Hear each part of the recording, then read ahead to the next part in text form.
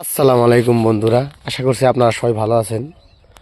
আমার পেছনে দেখতে পাচ্ছেন এটা হচ্ছে আলুর ক্ষেত। আর আমার সঙ্গে একটা সফলতাহীন কৃষক আছে, তিনার কাছ থেকে আমরা কিছু এই ক্ষেতের বিষয় একটু জানবো। আসসালামু আলাইকুম। ওয়ালাইকুম সালাম। আপনার পিছনে যে এই ক্ষেতগুলো আছে, এই মাখই ক্ষেত, অনেক ফলন ভালো। তারপরে দেখতে পাচ্ছি পাশাপাশি আপনার এই যে আলু ক্ষেত, এগুলো আলু বিঘাতে কীরকম হয়? 60 বস্তা করে হয় বিঘাত। 60 বস্তা। বর্তমানে আলুর বাজার মূল্য কীরকম? বাজার মূল্য 8 টাকা 9 টাকা আছে পাইকারি সেলে। 8 টাকা 9 টাকা। আলুর ফলন ভালো হয়? মোটামুটি ভালোই হয়, কিন্তু দাম নাই তো, এটা দামে তো মানে জুলুম হয়ে গেছে। আচ্ছা, এই মাটিগুলোতে বহুত। আলু মাখই পাশাপাশি আরো কি করা হয়, কি চাষ করা হয়?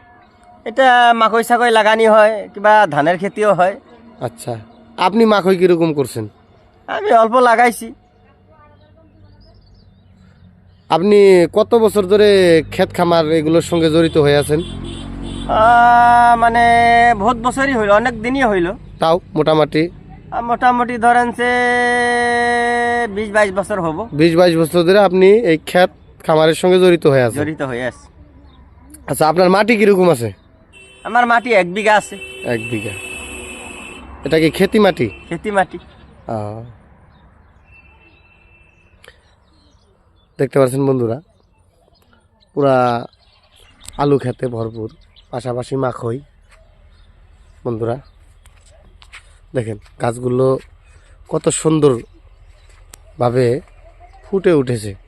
গাছের চেহারা দেখে মনটা শান্তিতে ভরে যায়। তো সুন্দর ফলন, মাশাআল্লাহ, সুবহানাল্লাহ। আল্লাহর নিয়ামত, দেখতে পাচ্ছেন আল্লাহর নিয়ামত। এগুলো ক্ষেতের সৌন্দর্যগুলো, এগুলো সরাসরি আল্লাহর নিয়ামত। দেখেন আলু গাছের সৌন্দর্যগুলো দেখেন, কি সুন্দর ফলন, মাশাআল্লাহ।